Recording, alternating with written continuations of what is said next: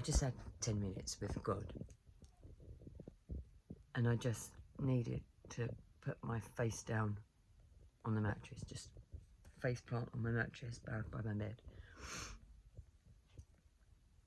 And I was struggling with the busyness of life and how I'm a mother with 11 million things to do, 4 kids hanging off me, and of those 11 million things to do, not one of them is for me. And I was just struggling with the busyness of it, and I said to God, I've got so much to do, I just want to spend this time with you. And I heard him say in my head, in the midst of the madness, and then the verse, be still, came to me. And it keeps coming back to me, this verse, this be still and know that I am God. It keeps coming back to me.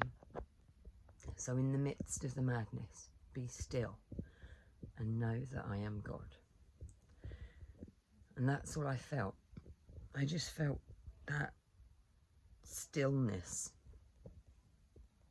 in my soul and all around me. Like, it just was peaceful, and God was surrounding me. I almost felt like, I don't know if you've seen Superman, the original Christopher Reeve one, where he's inside that crystal thing and he's completely surrounded. He's completely safe. He's flying to Earth inside that crystal spaceship that his dad built him. And he's actually, I felt like that, like a baby inside that crystal spaceship, tumbling to Earth, completely surrounded by Father's love. That's how I felt. Like anything can come against me, it doesn't matter, because I'm in that safe spot. So I just wanted to share a little bit of a testimony of what happened afterwards, because it was amazing. I went downstairs after that. I felt God say to me, just put on some worship music, do the indescribable with the kids. This is sort of like devotional that we do with the kids. And then I did that, and then I got on with my 11 million things to do. I actually got Microsoft To-Do List, which is brilliant, because for me, I'm a list person. I can't get anything done unless I have a list.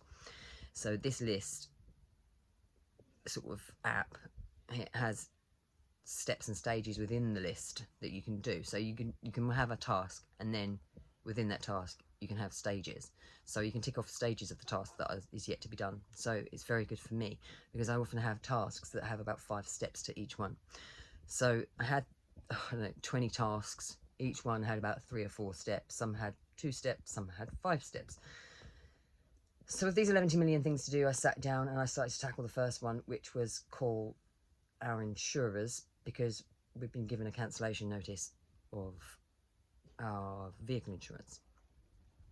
And this is because they've got this portal that I couldn't access outside of the UK. And because I was in Australia in the beginning of July, they started sending these emails.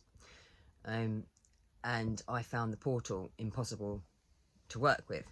So I started emailing them. And up until this point, I've been unable to access their portal, and I've been unable to get hold of them, so I've been sending emails. And I realised I've been sending them to somewhere which is a no-reply email instead of the actual one. And the reason I know this is because a letter came through yesterday with the actual email on it.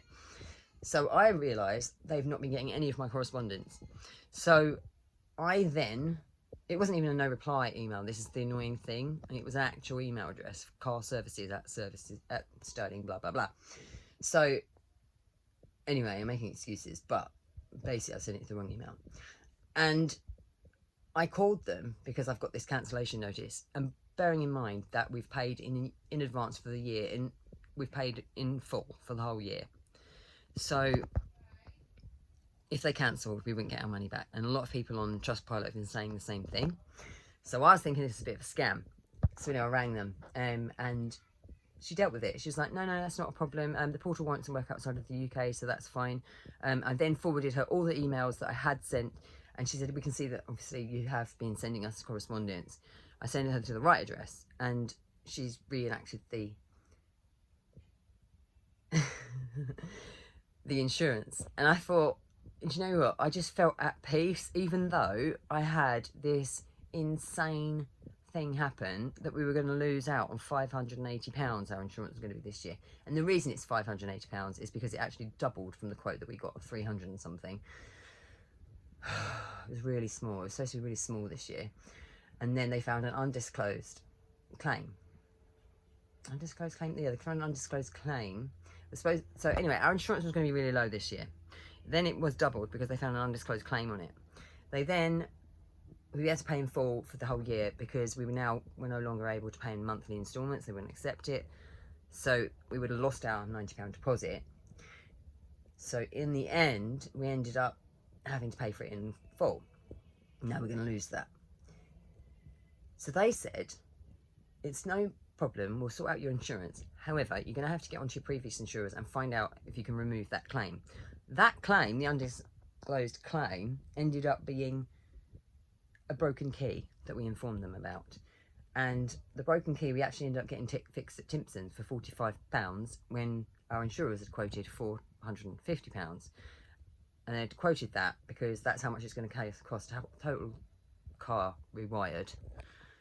Oh.